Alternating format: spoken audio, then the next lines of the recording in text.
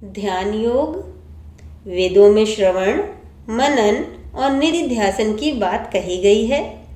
श्रवण का अर्थ केवल पुस्तकों के माध्यम से ही नहीं, बल्कि किसी संत की जीवंत वाणी से सत्य का सुनना है। मनन का अर्थ है उस सत्य का चिंतन, और निधिध्यासन यानी ध्यान गहरा भगव चिंतन ही ध्यान है।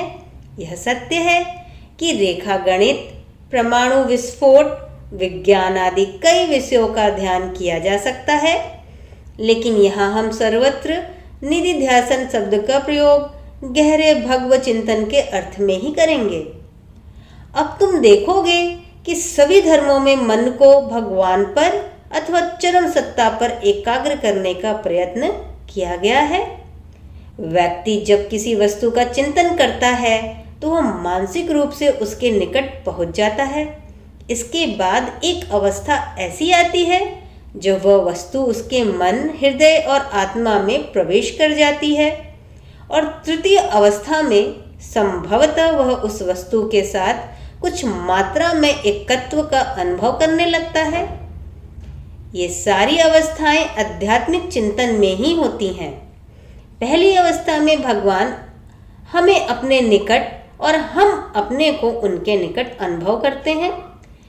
इसके बाद दूसरी अवस्था में भगवान हमारे भीतर और हम उनके भीतर हैं, ऐसा बोध होता है।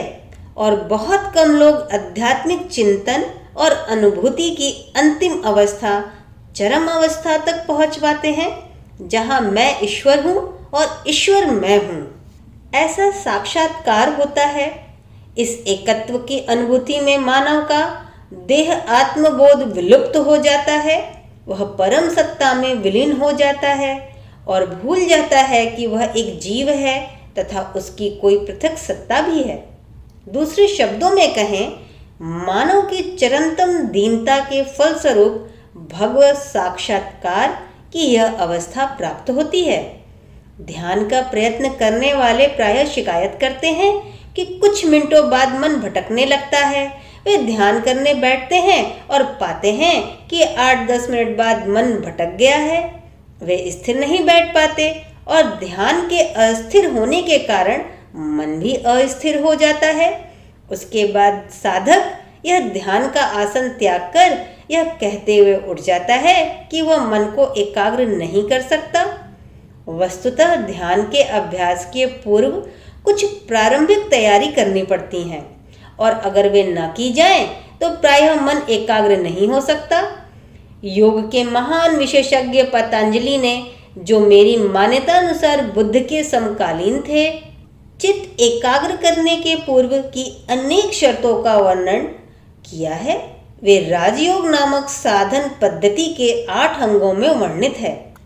प्रथम अंग यम कहलाता है, जिसके अंतर्गत अहिंसा, सत्य, असत्य, ब्रह्मचर्य और अपरिग्रह आता है। अपरिग्रह अर्थात किसी से भेंट स्वीकार नहीं करना के पीछे का भाव यह है कि भेंट स्वीकार करने वाले के मन पर देने वाले के मन का प्रभाव पड़ता है। भेंट स्वीकारने से दाता के प्रति एहसान महसूस होने के कारण साधक की स्वाधीनता नष्ट होने की संभावना रहती है। पतंजलि ने यहाँ तथा अपने शास्त्र में अन्यत्र भी इस पद्धति के विज्ञान का वर्णन किया है। राजयोग की सफल साधना के लिए सभी शर्तों का पालन परिस्थितियों तथा साधक की क्षमता पर निर्भर करता है। सच्चे प्रेम के प्रतीक के रूप में दी गई भेंट सामान्यतः न्यूनाधिक मात्रा में हानिकार मानी जाती है। दूसरा अंग है नियम। इसके अंतर्गत शारीरिक शौच और चित्त शुद्धि, संतोष, देह और मन को क्षीण करने वाली अतिवर्जित तप, अध्यात्म शास्त्र का अध्ययन और ईश्वर प्रणिधान आते हैं। संतोष का अर्थ है जीवन में अपनी स्थिति को ईर्ष्या और चंचलता के बिना संतोष पूर्वक स्वीकार करना। इसका अर्थ विपत्ति में पड़े लोगों की दुर्गति के प्रति संतुष्ट रहना नहीं है। इसके बाद है आसन। आपके देश इंग्लैंड में योग से सामान्यतः हठ योग के नाम से परिचित शारीरिक व्यायामों को समझा जाता है। पतंजलि केवल स्थिर सुखमय शारीरिक आसन की बात करते हैं। उनके इस एक स्पष्ट निर्देश से बहुत से आसनों का विकास हुआ, जिसका अभ्यास भारत के लोग करने लगे और जो अब सारे विश्व में प्रसारित हो गए हैं। पतंजलि की रुचि केवल ध्यान उपयोगी आसन में ही थी। ऐसा आसन आसान और स्थिर होना चाहिए, जिससे प्रारंभ में कम से कम आधा घंटा और बाद में 45 मिनटों या अधिक समय तक ध्यान में बैठा जा सके। तुम्हें एक बार सुबह और एक बार शाम को भोजन करने से पूर्व ध्यान में बैठने का प्रयत्न करना चाहिए। पेट भर खाने के 2 घंटे या उससे अधिक समय बाद ही ध्यान का प्रयास करना चाहिए। बैठते समय रीढ़ की हड्डी सीधी और सिर भी सीधा होना चाहिए। मांसपेशियां तनी ना हो। यदि जमीन पर पालथी मारकर बैठने की आदत ना हो तो कुर्सी पर बैठना चाहिए और सीधे रहने के लिए पैरों को कुर्सी के नीचे समेटकर रखना चाहिए। रामकृष्ण मिशन के, जिसका कि मुझे सदस्य होने का सौभाग्य है, एक अत्यंत वरिष्ठ सन्यासी ने कहा कि सत्य पालन और मंत्र जप ही ध्यान में सफलता हेतु पर्याप्त है। लेकिन मुझे यह भी जोर देना चाहिए कि उन्होंने ब्रह्मचर्य की अनिवार्यता को पहले ही से मान रखा था। आसन के बाद प्राणायाम आता है। प्राणायाम द्वारा हम देह मन संयंत्र में विद्यमान प्राण शक्ति का नियमन करते हैं।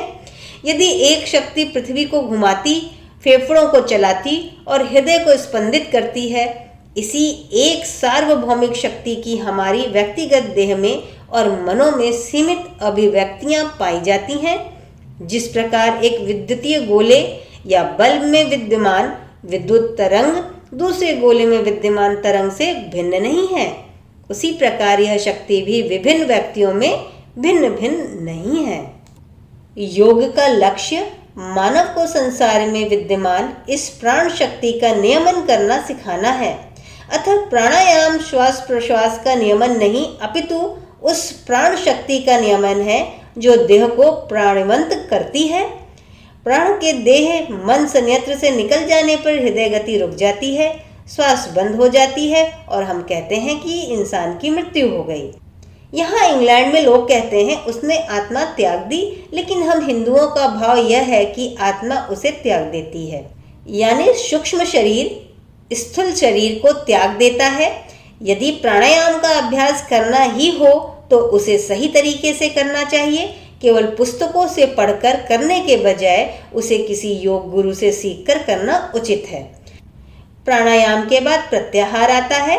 प्रत्याहार का अर्थ है मन की बिखरी हुई शक्तियों को समेटना।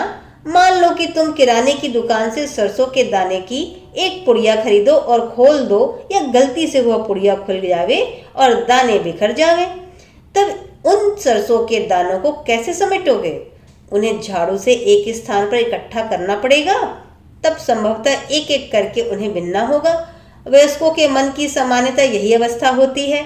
कम उम्र में युवक के मन और हृदय किए जा रहे कार्य विशेष में तल्लीन हो जाते हैं, लेकिन विवाह कर गृहस्थ आश्रम में प्रविष्ट हुए व्यक्ति का आधा मन और हृदय पत्नी में चला जाता है और आधा सांसारिक क्रियाकलापों के लिए बचा रहता है। संतान का जन्म होने पर उसके मन और हृदय का कुछ भाग उसमें चला जाता है। इसी प्रकार मन बिखरता जाता है। फिर बैंक में खाता भी खोलना होता है और पर्याप्त रुपया भी जमा करना होता है।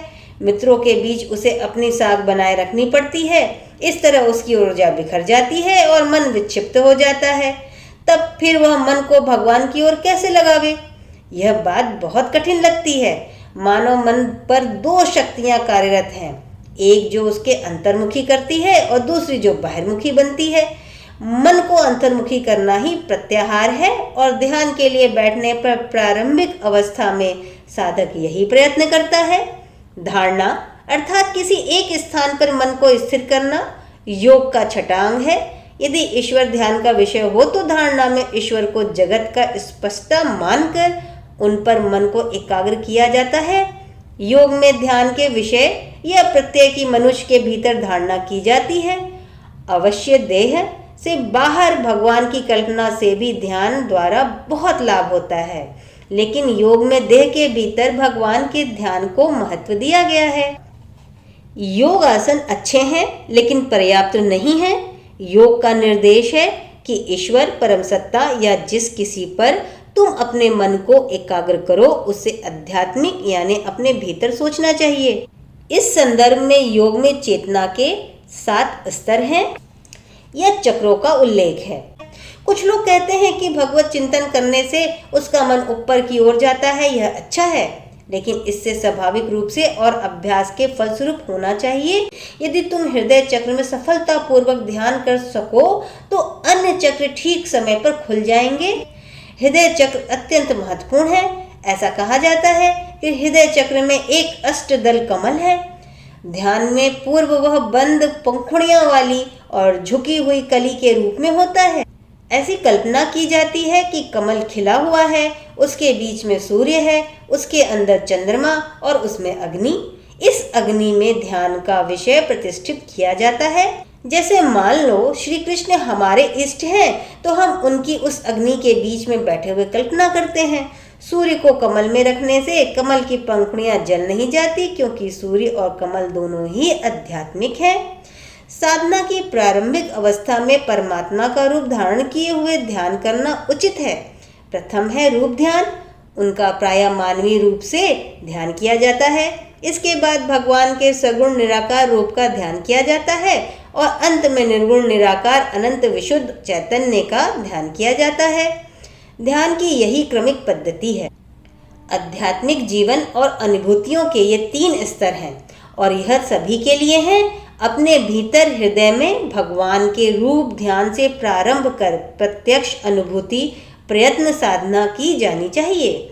ईश्वर के साकार और निराकार पक्ष एक ही सिक्के के 2 पहलुओं के समान हैं। अगर तुम पीछे के अंकनों के बिना केवल एक ही ओर की अशोक चक्र की मुद्रा वाला सिक्का चाहो तो तुम्हें अशोक चक्र की तरफ वाला सिक्का भी नहीं मिलेगा, क्योंकि केवल एक ओर वाला सिक्का हो ही नहीं सकता। निराकार ईश्वर साकार का आधार है। सागर का दृष्टांत इस विषय से उपयुक्त है। सागर के रूप में जल का एक प्रकार से कोई आकार नहीं है, लेकिन लहरों के रूप में जल का आकार है, लहरों का आकार है। महान आचार्यगण सागर के वक्ष पर लहरों के समान हैं। ऐसे आचार्य बिरले होते हैं। अनादिकाल से धर्म और दर्शन विषयक जो ज्ञान, विचार, उपदेश और आदर्श हमें प्राप्त हुए हैं, उनके मूल में केवल कोई आधा दर्जन जगत आचार्य ही हैं। पाश्चात्य देशों में ईसा मसीह, भारत में कृष्ण और कुछ अन्य तथा मूसा, बुद्ध एवं संभवतः कन्फ्यूशियस कुल मिलाकर बहुत ही कम होते हैं।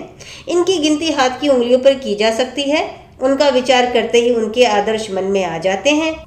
ध्यान का प्रारंभ साकार ईश्वर के ध्यान से किया जाता है, लेकिन कुछ शक्तिशाली मन वाले साधक निराकार से ही प्रारंभ कर सकते हैं। सामान्यतः वे सगुण निराकार का ध्यान करते हैं। ईश्वर के गुणों का ध्यान कैसे किया जाए? ईश्वर ने किसी प्रकार का एक रूप विशेष धारण किया है या धारण किए बिना उसके गुणों का चिंतन कठिन है। अतः हम कह सकते हैं कि रूप से प्रारंभ करना अच्छा है, उसमें कोई दोष नहीं है। लेकिन आगे बढ़ते हुए निराकार तक पहुँचे बाह्य जगत में विचरणशील मन स्नेह स्नेह क्रंदित किया जा सकता है और निष्ठापूर्वक ध्यान की गहराई में प्रवेश करता है। महीनों और वर्षों के ध्यान अभ्यास से जगत की सृष्टा मूल प्रकृति पर ध्यान करने की क्षमता प्राप्त होती है। तब अहंकार भगवान की इस शक्ति मूला प्रकृति के साथ संयुक्त हो सकता है। वर्षों की साधना के बाद अहंकार को, सीमित व्यक्तित्व को विस्मृत करने का प्रयत्न किया जाता है। अंतोगत्व अहंकार का अतिक्रमण होगा। अहंकार नष्ट नहीं होता, उसके परे जाया जाता है, उसका अतिक्रमण होता है। योगी द्वारा प्राप्त परम आत्मसत्ता में अहम बोध नहीं होता। परमात्मा को एक मानना पर्याप्त नहीं है, क्योंकि एक के साथ उसका विपरीत अनेक अद्वैत का विपरीत द्वैत होगा ही।